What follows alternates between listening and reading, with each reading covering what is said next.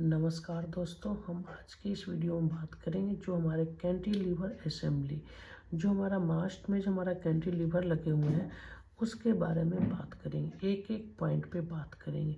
तो चलिए, हमारे यूट्यूब चैनल पे नहीं है तो चैनल को सब्सक्राइब कर ले, साथ में बेल आइकन भी दबाएं और वीडियो को अंत तक देखें, बीच में स्किप ना करें। चलिए हम वीडियो को स्टार्ट करते हैं। हमारे ये देखिए मास्ट है, मास्ट में हमारा कैंटिलीवर फिट है, तो इसके बारे में हम बात करते हैं। देखिए हमारा एक नंबर में है ये mast attachment for hook insulator.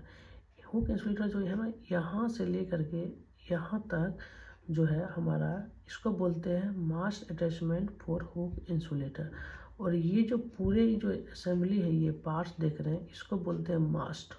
ठीक है, अब आते हैं यहाँ से लेकर के यहाँ तक जो इंसुलेटर लगा हुआ है, इसका नाम है एस्टे इंसुलेटर। ठीक है, अब ये देखिए यहाँ से लेकर के यहाँ तक है, इसका नाम है एस्टे ट्यूब, एस्टे ट्यूब। ठीक है, उसके बाद अब आते हैं, ये जो हमारा ये जो है ये देखिए, ये जो पॉइंट जो लगा हुआ है ये इसको बोलते हैं हम टीटी स्लिप, टीटी स्लिप। अब देखिए टीटी स्लिप के जस्ट आगे में ये लगा हुआ है एस्टे एडजस्टर, ये एस्टे एडजस्टर बोलते हैं। उसके बाद देखिए इसी पे जो फंसा हुआ एस्टे एडजस्टर जो फंसा हुआ रहता है, ग्रिप बना हुआ करके, तो उसमें जो किसमें फंसा हुआ है, केटनरी सस्पेंशन ब्रैकेट में ये फंसा हुआ है एडजस्टर। ठीक है, उसके बाद आरटी ड्रॉपर इसको बोलते हैं, ये जो ड्रॉपर है इसको बोलते हैं शॉर्ट में आरटी ड्रॉपर। ठीक है, आरटी ड्रॉपर के जस्ट बगल में आपका लगा हुआ है ये आरटी ड्रॉपर क्लैंप लगा हुआ है। उसके बाद फिर यहाँ जो लगा हुआ है ये, इस पार्ट्स को बोलते हैं हम, इस पार्ट्स को सस्पेंशन क्लैंप। ठीक है, सस्पेंशन क्लैंप। उसके बाद फिर है ये हमारा, ये जो लगा हुआ है ये देख रहे हैं, इसको हम बोलते हैं हम कैटनरी वायर। और इस कैटनरी वायर जो हमारा है, इसमें 19 वायर रहते हैं।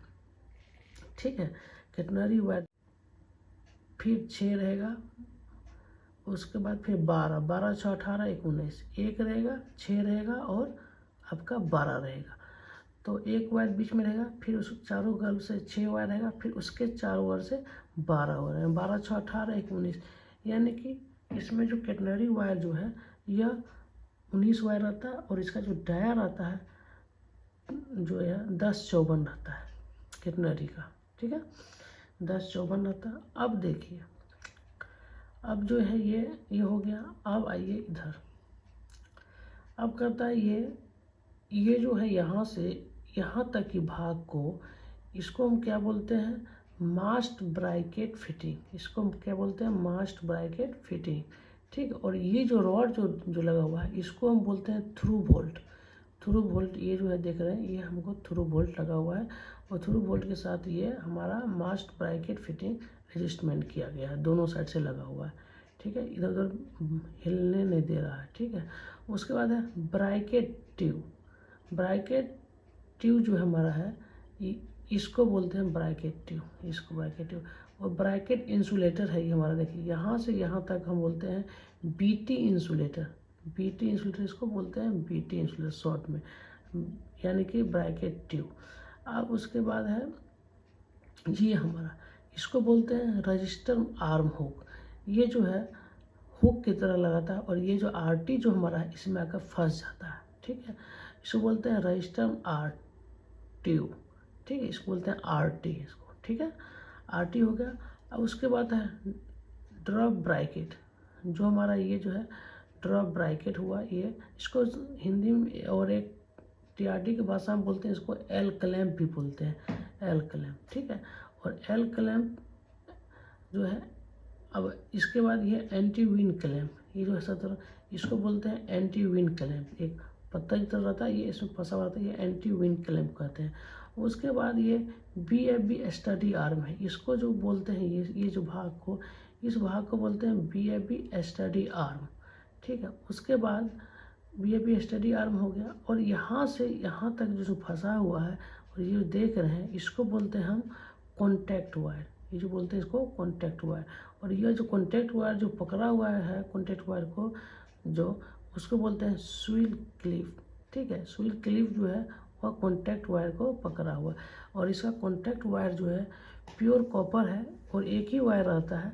और इसका जो डाया जो रहता है वह 12.24 रहता है इसका, ठीक है। तो ये अब देखिए ABCD इसका भी जान लीजिए। ये जो है मास्ट अटैचमेंट फॉर हुक इंसुलेटर, यहाँ से और यहाँ की दूरी को हम A बोलते हैं। और देखिए इस छोर से लेकर के इस छोर तक, यानी कि मास्ट ब्रैकेट फिटिंग, जो मास्ट ब्रैकेट जो फिटिंग है यहाँ के एंड से, और यह जो है आपका ये रजिस्टर आर हुक जो है ना, इसके बीच की दूरी को हम C बोलते हैं।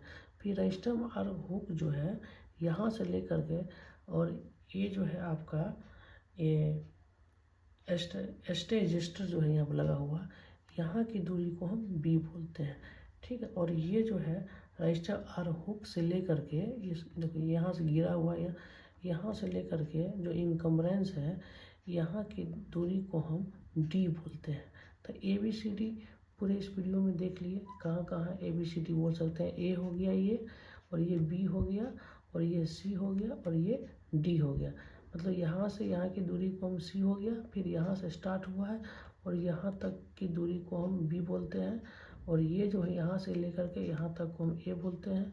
और D जो है हमारा यहाँ से गिरा है और यहाँ तक की दूरी को हम D बोलते हैं, ठीक है।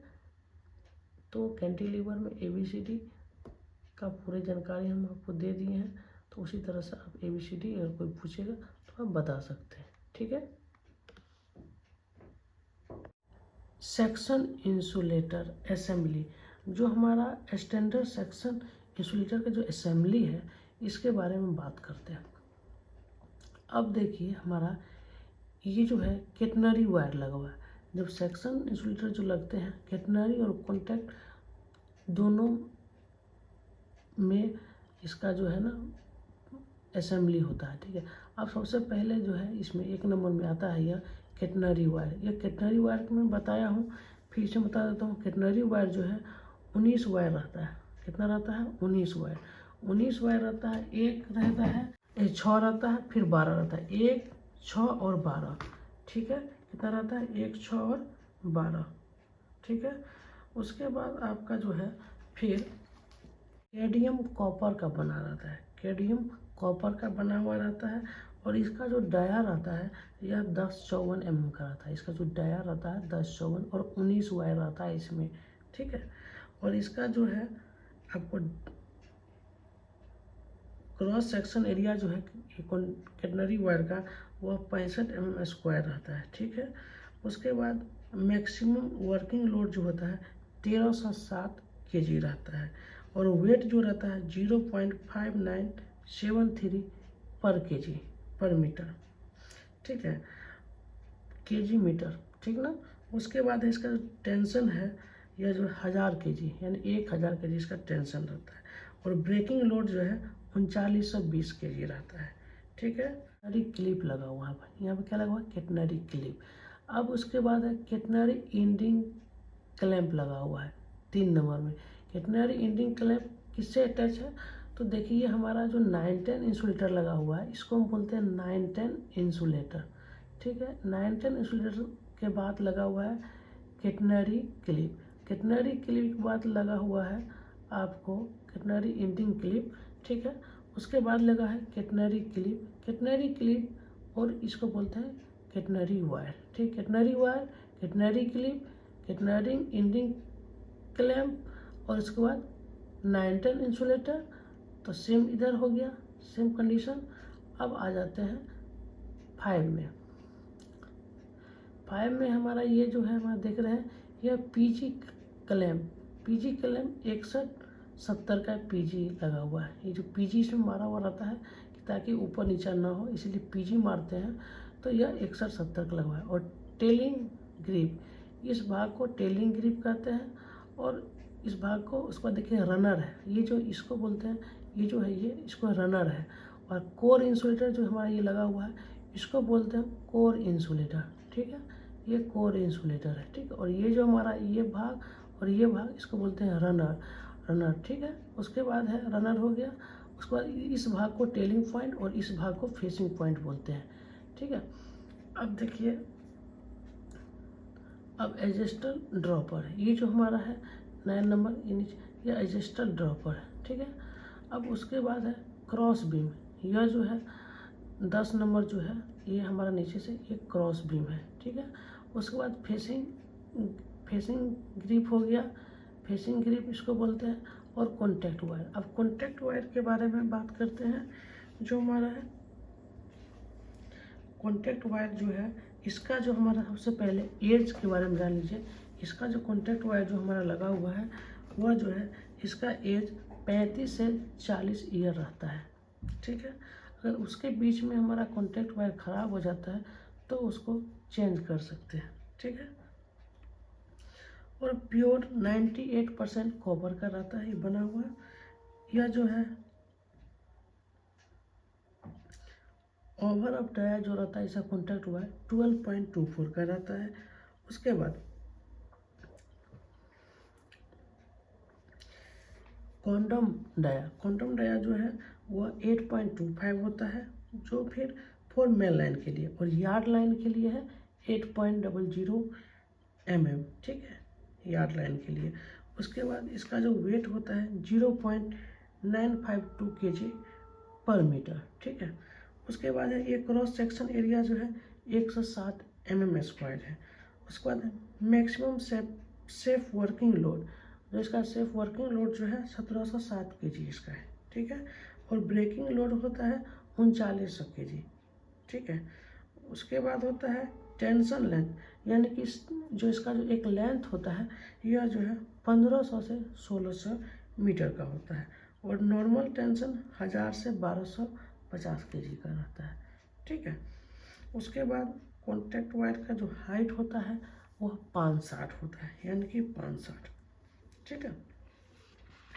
अब आते हैं हम जम्पर पे, ठीक है। ये जो हमारा है इसको हम बोलते हैं जी जम्पर। क्या बोलते हैं इसको? जी जम्पर। जी जम्पर जो हमारा है वह 560 का होता है, और इसका जो है जी जम्पर में जो स्टैंड जो लगी हुई है, इसमें जो स्टैंड है इसमें जो है 133 स्टैंड, 133 8 पीजी लगा हुआ है। कितना रहते पीजी? 8 पीजी, और इसका 560, ठीक है। 1031 नंबर का रहता है पीजी, 1031 का, ठीक है। उसके बाद इसमें जो स्टैंड आपको बता दिए, और यह जो है इसका जो लेंथ रहता है जी जम्पर का वह जो है 560 मीटर का रहता है। यहाँ से यहाँ की दूरी जो इसका पूरा खोलिएगा तो इसका जो लंबाई रहता है वह 560 का रहता है, ठीक है। जी जम्पर 560, इसका जो वर्ग जो रहता है मीटर 105 स्क्वायर वर्ग का रहता है। यह जो कहाँ लगता है? अनइंसुलेटर, ओवरलैप, टर्न आउट एवं क्रॉस ओवर की OHE में जी जम्पर लगाया जाता है, ठीक है।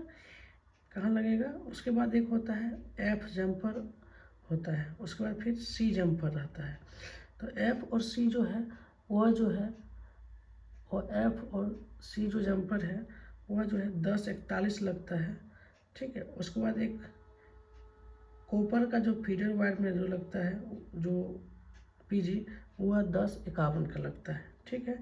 और सेक्शन इंसुलेटर में जो लगता है वह 6171 का लगता है सेक्शन इंसुलेटर में पीजी, ठीक है। अब देखिए सी जम्पर में जो हमारा जो लगता है सी जम्पर दिखा, ये जो हमारा है यह सी जम्पर है। सी जम्पर जो है 160 का, इसका जो लेंथ होता है 160 का होता है सी जम्पर, और सी जम्पर का पीजी होता है 1041, ठीक है, 1041 होगा। और उसके बाद देखिए ये कहाँ लगेगा, इसका जो वर्ग जो होता है 50 या 65 का होता है, ठीक है। यह जो लगता है इन स्पान कैटनरी व कॉन्टैक्ट वायर के बीच करंट बहने के लिए लगाया जाता है, ठीक है। यह समांतर एक टेंशन लेंथ में 3 सी जम्पर, यानी कि एक जो हमारा टेंशन लेंथ है उसमें 3 सी जम्पर लगाया जाता है।